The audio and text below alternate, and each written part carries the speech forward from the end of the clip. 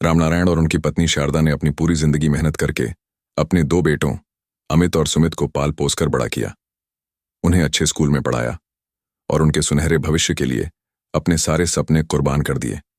समय बीतता गया तो माँ बाप ने बेटों के साथ रहने का फैसला किया, लेकिन दोनों बेटे माँ बाप को साथ रखने को तैयार नहीं थे।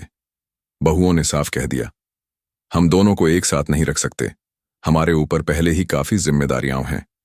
अंततः फैसला हुआ, पिताजी बड़े बेटे के पास और मां छोटे बेटे के पास रहेंगी। यह सुनकर शारदा की आंखें भर आईं।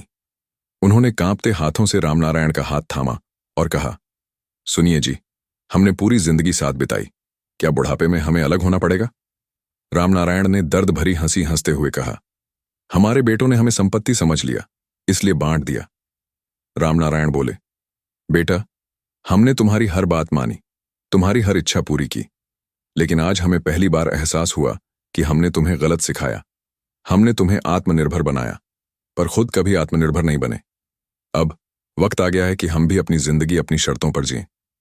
अगले ही दिन दोनों ने शहर छोड़ दिया और अपना गांव चले गए। वहां उन्होंने अपनी सारी बचत एक छोटे से ढाबे में लगा दी।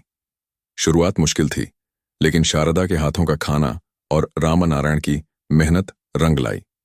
धीरे धीरे उनका ढाबा मशहूर हो गया और कुछ सालों में उन्होंने शारदा भोजनालय नाम से एक बड़ी रेस्टोरेंट चेन खोल ली, जिससे उनको बहुत प्रसिद्ध और मान सम्मान मिला।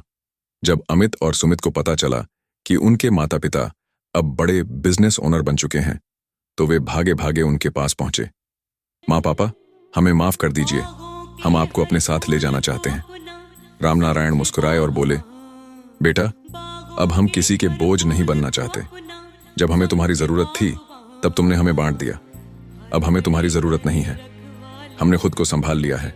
शारदा ने आगे कहा, हमने तुम्हें हमेशा प्यार दिया, लेकिन तुमने हमें सिर्फ जिम्मेदारी समझा। अब हम अपनी जिंदगी अपनी मर्जी से जिएंगे और इसमें तुम्हारे लिए कोई जगह नहीं है। अमित और सुमित के पास कोई जवाब नहीं था।